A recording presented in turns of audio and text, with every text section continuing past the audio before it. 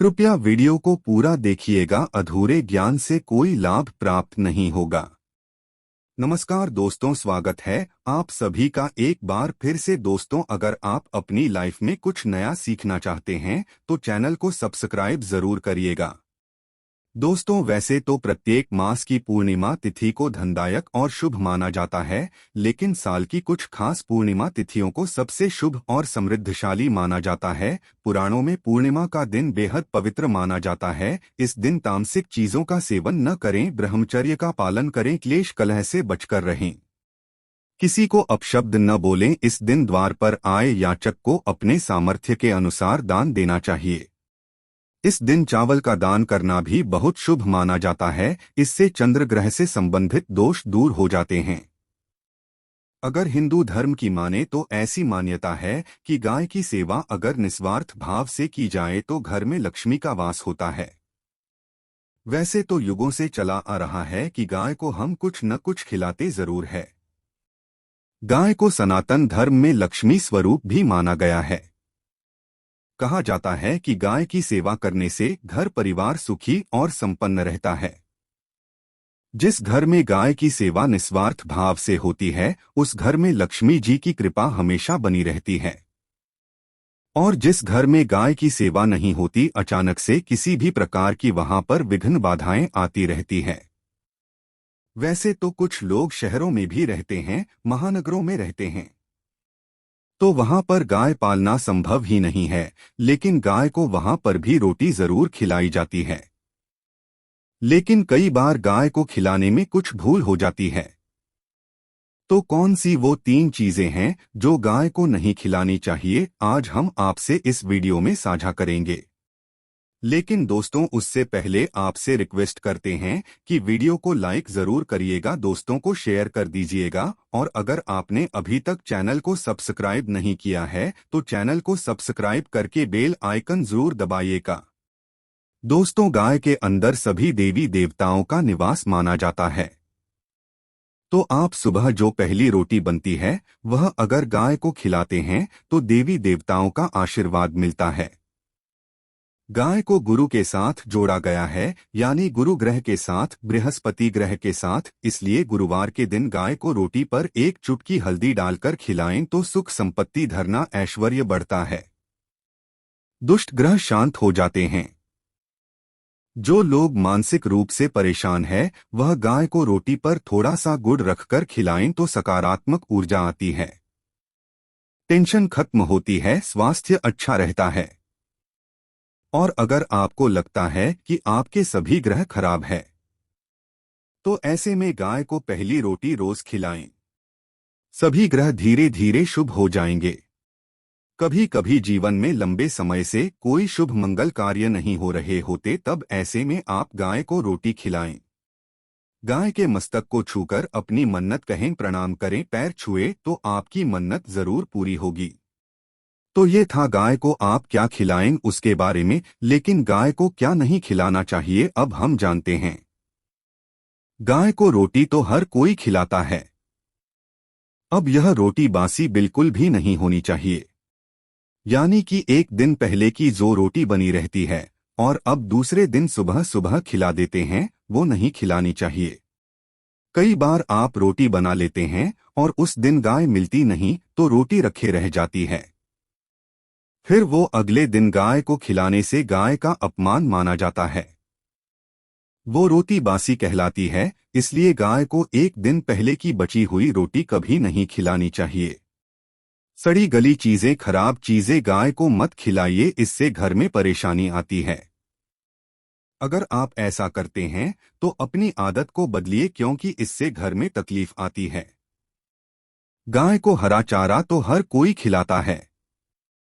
हरा चारा खिलाते समय एक बात का ध्यान रखें, गाय को सबसे ज्यादा पीपल का पत्ता लोग खिलाते हैं, पर पीपल का पत्ता आप खुद से तोड़कर मत खिलाइए। दूसरी बात, आप घर में सब्जी लाते हैं तो सागा जाता है तो उसमें से अच्छी चीजें तोड़कर रख के बचा खुचा आप गाय को न खिलाएं। आप जो देंगे वह गाय खा लेगी, लेकिन थोड़ी सी कुछ अच्छी चीजें मिलाकर गाय को खिला दीजिएगा तो ज्यादा फायदा होगा। गाय को दूध नहीं पिलाना चाहिए। आप दही चावल खिला सकते हैं, लेकिन दूध ताज़ा हो या बचा हुआ भूलकर भी गाय को मत पिलाइए। तो 3 चीजें गाय को नहीं खिलानी है। एक तो बची कुची रोटी नहीं खिलानी है। कोई भी अनाज बजाए उसे दूसरे दिन गाय को नहीं खिलाना है। जैसे चावल बच जाता है, रोटी बढ़ जाती है। और आप अगर चारा खिलाते हैं, उन्हें तो सड़ा गला मत खिलाइए, और अगर खिलाते हैं कोई चीज तो उसके साथ कुछ अच्छी चीजें मिला लें। और गाय को दूध भी नहीं पिलाना है। ये चीजें बिल्कुल भी नहीं खिलाएं, नहीं तो घर में गरीबी आती है, माता लक्ष्मी आपके घर में वास करना छोड़ देती है। 84 लाख योनियों के सफर करके आत्मा अंतिम योनि के रूप में गौ का रूप धरती है। गाय लाखों योनियों का वह पड़ाव है जहां आत्मा विश्राम करके आगे की यात्रा शुरू करती है। दोस्तों, गाय का कोई अपशगुन नहीं होता है।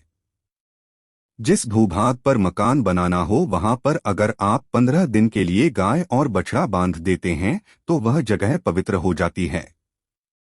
भूभाग से बहुत सारी आसुरी शक्तियों का नाश हो जाता है, क्योंकि गाय में सकारात्मक ऊर्जा का भंडार माना गया है। गाय का मार्ग रोकना, अगर आप कहीं भी जा रहे हैं और गाय माता आपका मार्ग रोक दें तो ये बहुत ही शुभ माना जाता है। गाय और बछड़े का दर्शन एक साथ आपको हो जाए तो आपकी सफलता का प्रतीक माना जाता है।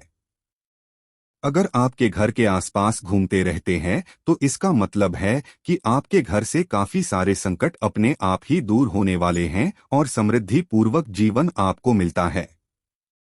गाय के समीप आप अगर जाते हैं तो संक्रामक रोग, कफ, खांसी, सर्दी, जुकाम आदि का ग्रह जो लिए अपने आप ही बिना दवाइयों के भी नाश हो जाता है।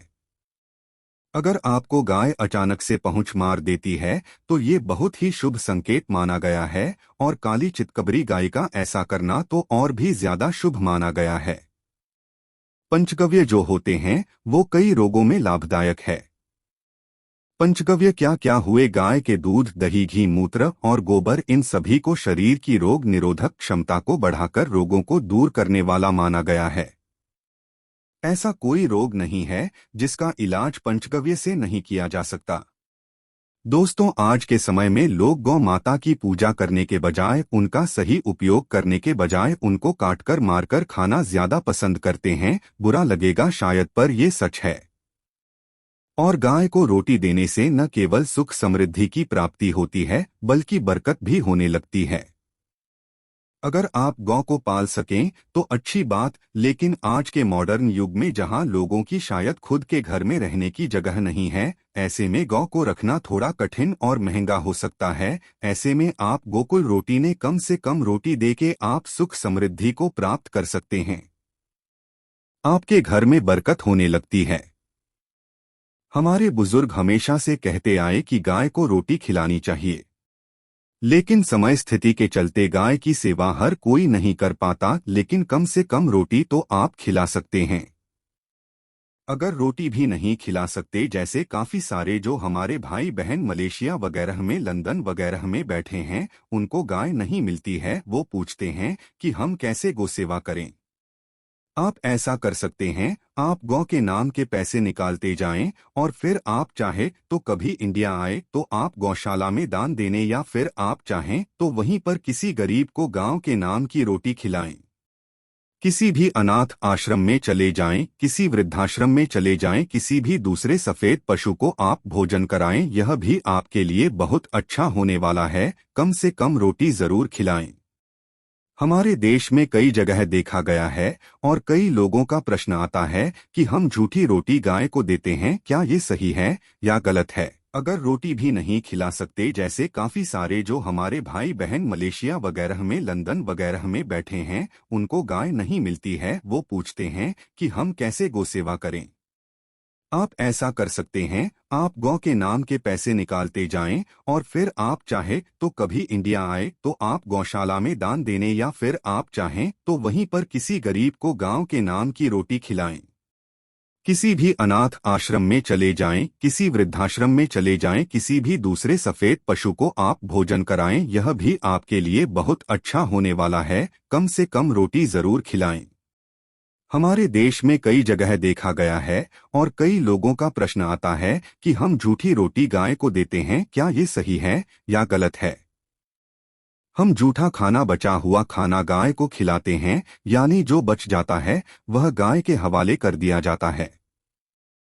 तो आपको बता दें दोस्तों, रामायण काल में गौ माता को एक श्राप मिला था, उसी की वजह से आज उनके साथ ऐसा हो रहा है।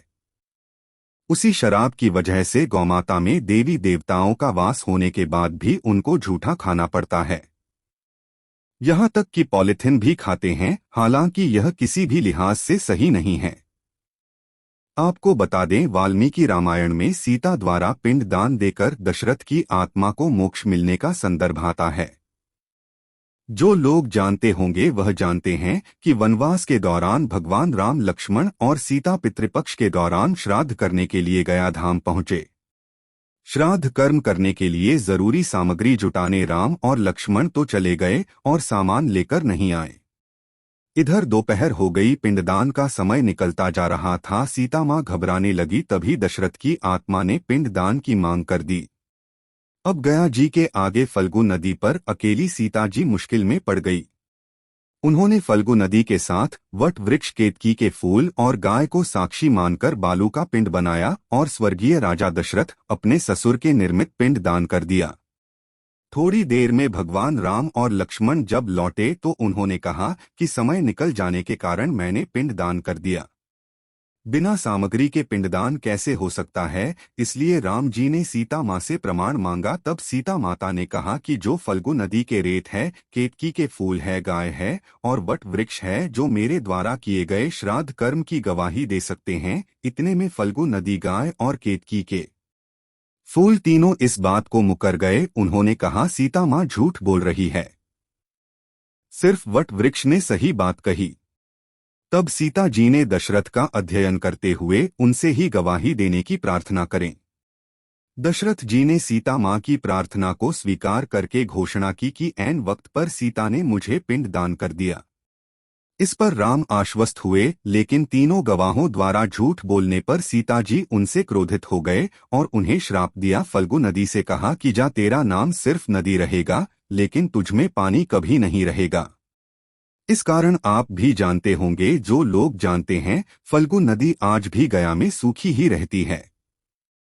गाय को श्राप दिया कि तो पूज्य होकर भी लोगों का झूठा खाएगी, और केतकी के फूल को श्राप दिया कि तुझे पूजा में कभी नहीं चढ़ाया जाएगा। वट वृक्ष को सीता मां ने आशीर्वाद दिया कि उसे लंबी आयु की प्राप्ति होगी और दूसरों को छाया प्रदान करेगा, तथा पतिव्रता स्त्री तेरा स्मरण करके अपने पति की दीर्घायु की कामना करेंगी।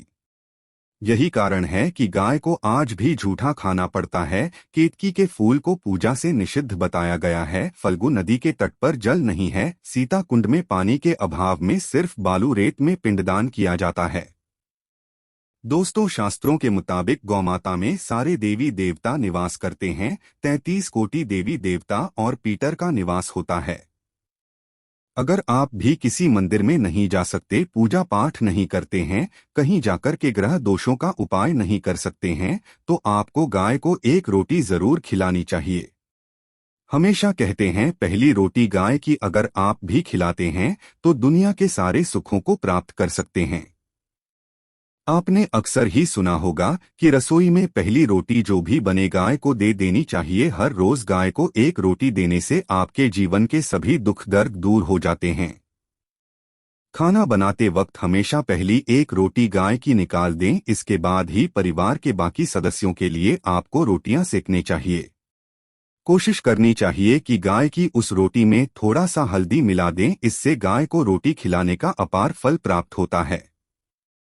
अगर गुरुवार का दिन हो तो लोई ले लें, सने हुए आटे की एक छोटी सी लोई बना लें और उसमें हल्दी मिलाकर गाय को खिला दें। आपके जीवन में शुभता आती है, वैभव आता है, धन संपत्ति का वास होता है। आप जो भी हासिल करना चाहते हैं जिंदगी में, तो आप देखेंगे कि तुरंत आपको मिनटों में वह हासिल हो जाता है।